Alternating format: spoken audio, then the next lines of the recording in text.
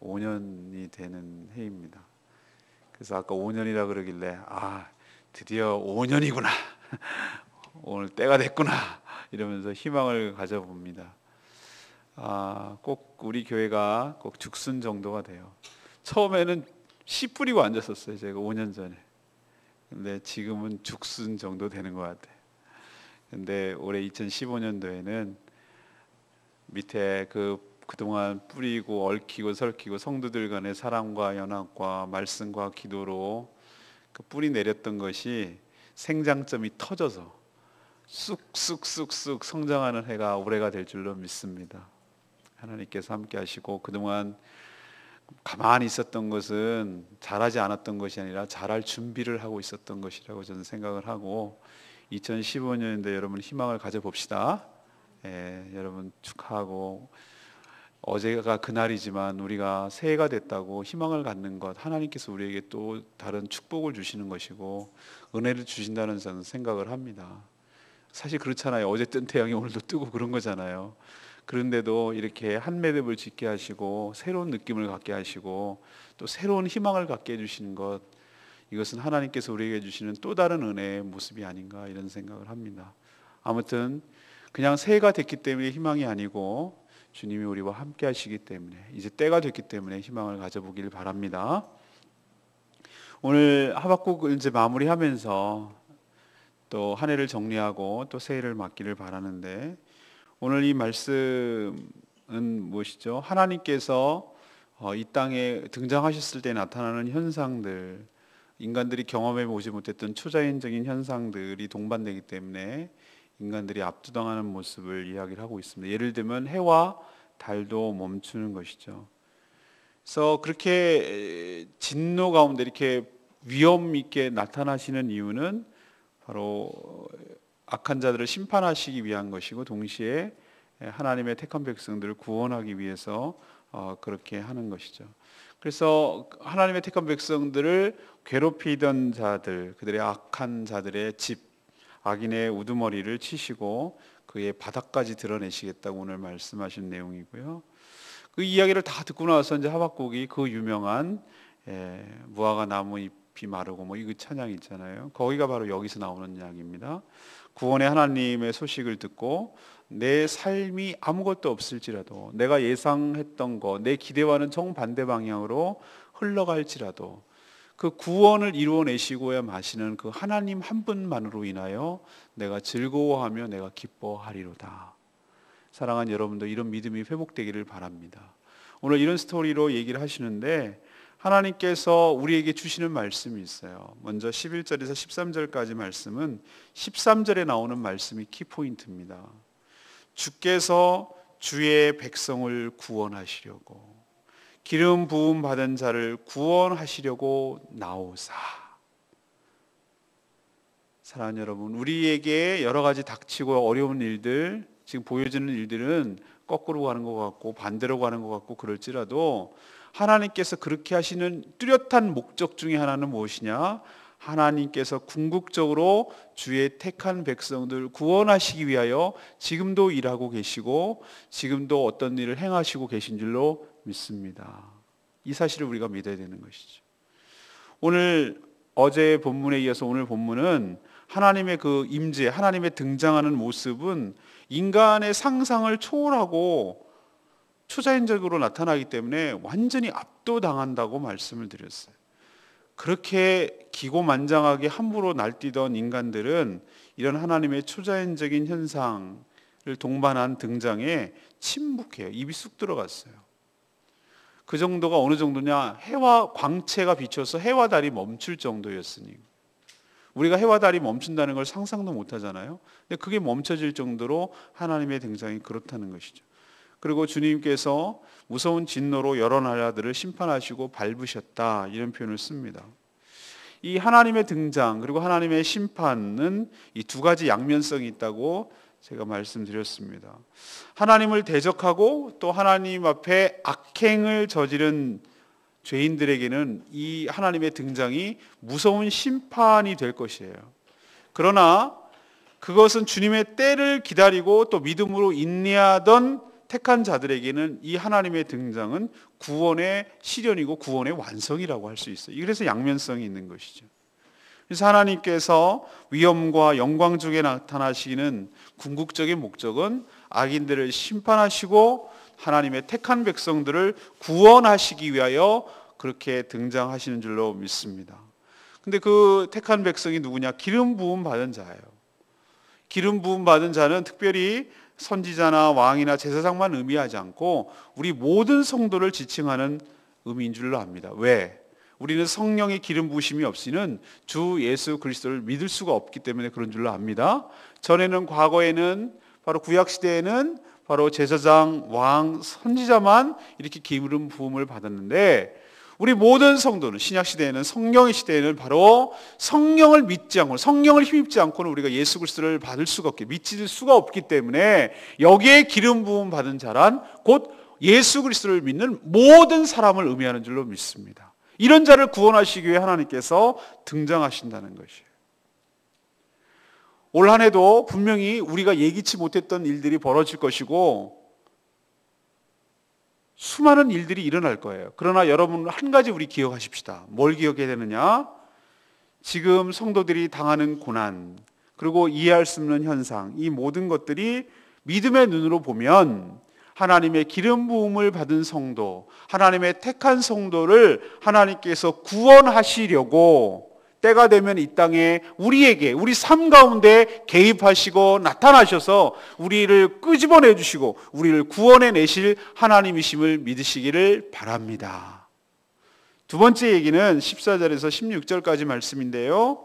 하나님의 크신 능력과 권위로 우리의 원수 사단 마귀를 괴멸시키신다는 거예요. 창세기에서 인류에게 죄를 짓게 하고 인류를 파탄으로 몰고 가게 했던 뱀, 또 그 사이에 침투했던 사단, 그 뱀에게 하나님께서 어떤 형벌을 내리시죠? 여자의 후손이 그의 뭐를 친다고요?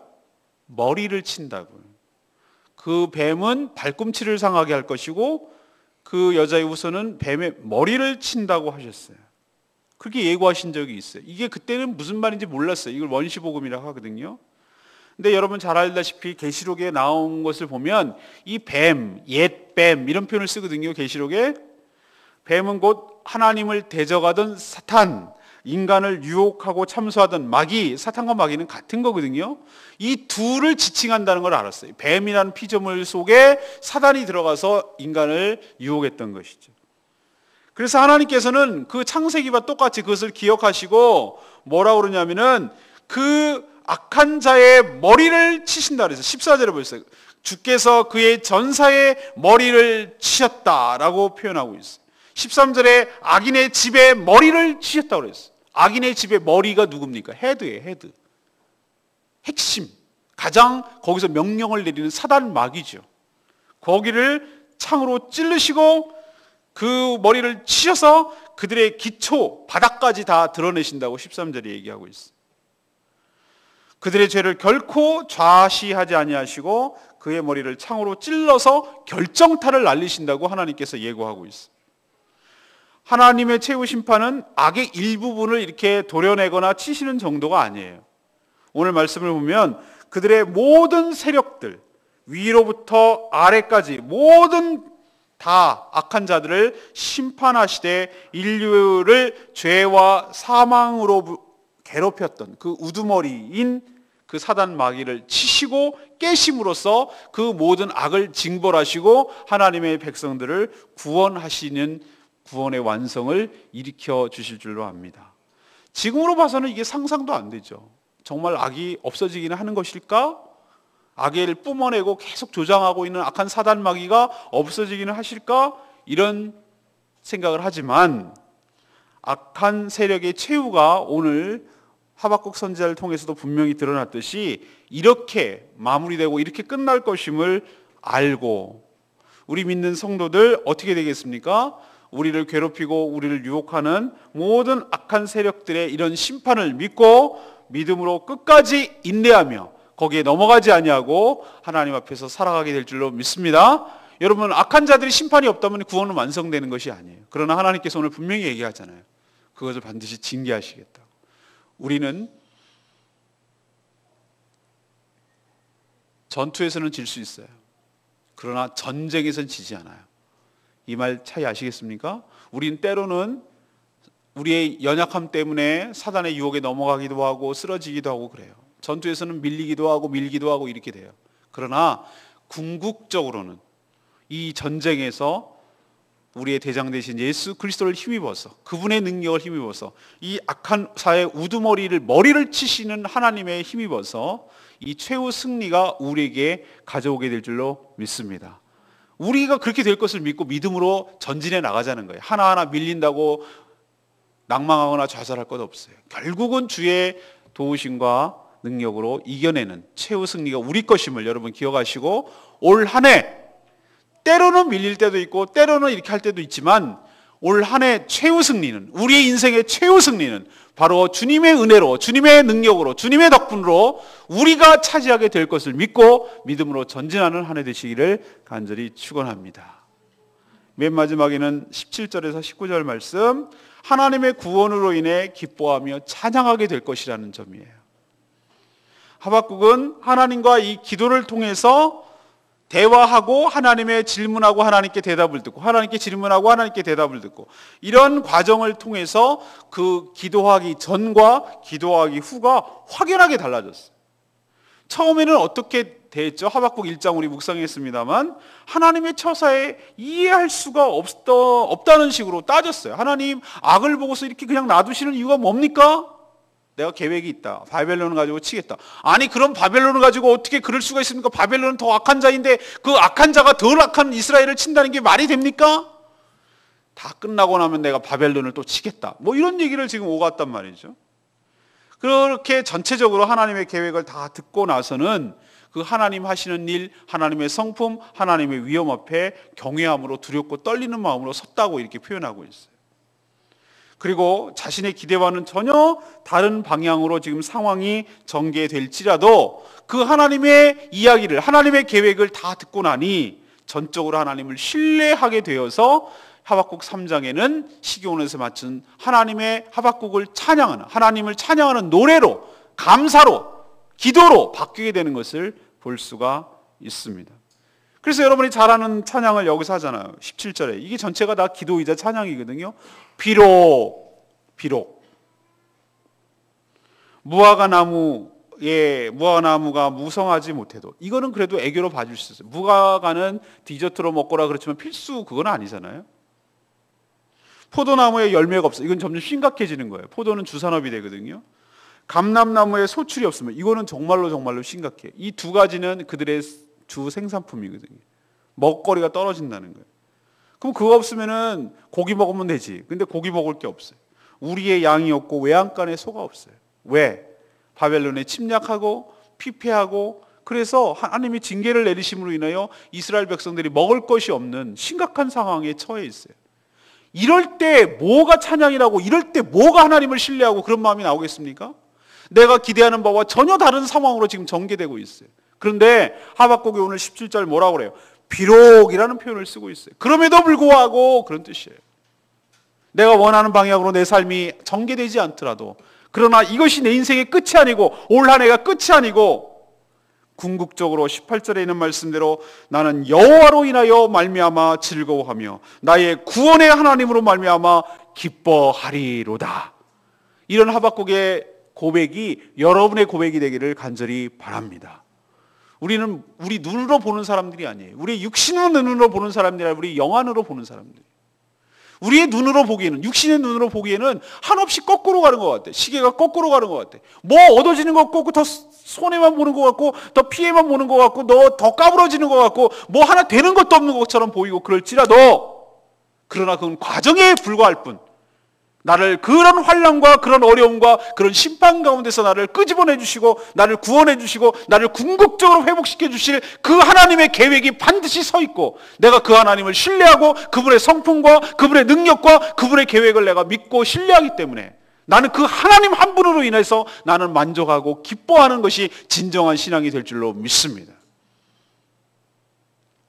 여러분은 하나님이 복의 근원인 줄로 믿습니다. 하나님께 여러분의 삶을 거는 자는 복이 있도다. 시편에 나오는 말이에요.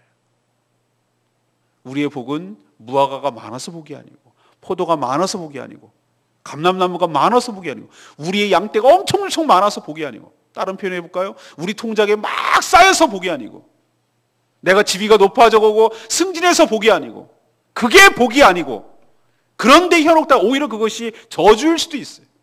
거기에 매몰돼가지고, 거기에 푹 빠져가지고, 거기서 헤어나지 못해가지고 그 재미에 푹 빠져가지고 하나님을 잊어버린다면 그 재물과 함께 멸망할 수도 있는 것이에요. 그러나 중요한 것은 상황이 많든 적든 내 생각과 거꾸로 가든, 남들이, 세상 사람들이 그것은 저주를 받았느니, 그것은 하나님의 축복을 못 받았느니, 이런 말을 하든 상관이 없이 나는 그 하나님을 믿어요. 그 하나님을 신뢰해요.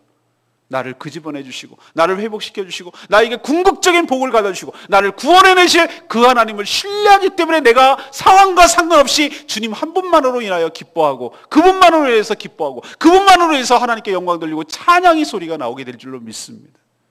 이렇게 주님을 만나게 되면 하박국 선지자처럼 원망과 탄식이 바뀌어서 기도와 찬양으로 바뀌게 될 줄로 믿습니다.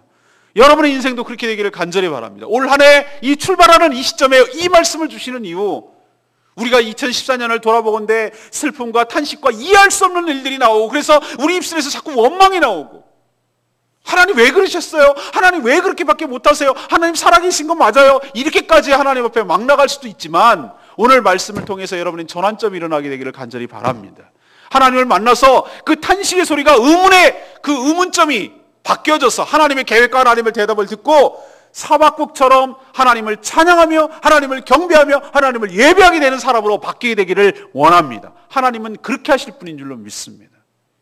이게 바로 주님을 만났을 때 변화하는 점이에요. 사랑하는 여러분, 오늘 뭐라고 얘기합니까? 19절에 주 여호와는 나의 힘이라. 사랑하는 여러분, 하나님이 여러분의 힘이신 줄로 믿습니다. 힘이 거기서 나옵니다. 하나님의 능력, 하나님의 위엄을 신뢰하기 때문에. 올 2015년도 여러분, 이것이 바로 성도가 취해야 될 태도가 아닌가 싶습니다. 여호와 하나님이 여러분의 힘이 되시기를 바랍니다. 그분을 의지하고 한 해 승리로 이끄는 복된 한 해 되기를 간절히 축원합니다. 전 19절 말씀, 나의 발을 사슴과 같게 하사 나를 나의 높은 곳으로 다니게 하시리로다. 성도는 하나님의 눈으로 세상을 보는 자들이죠. 상황은 모든 것이 파괴되고 절망적인 상황이지만 그는 이런 상황 속에서 심판을 넘어선 하나님의 구원을 받고 깨닫고 오히려 기뻐하고 즐거워하고 있습니다. 세상 사람 눈에는 이 미친 사람들이죠. 심판의 양면성을 깨달은 자만이 할 수 있는 이 고백이 바로 이 고백입니다. 하나님은 자신을 신뢰하는 자들을 밑으로 깔는 게 아니라 높은 곳으로 다니게 하실 줄로 믿습니다.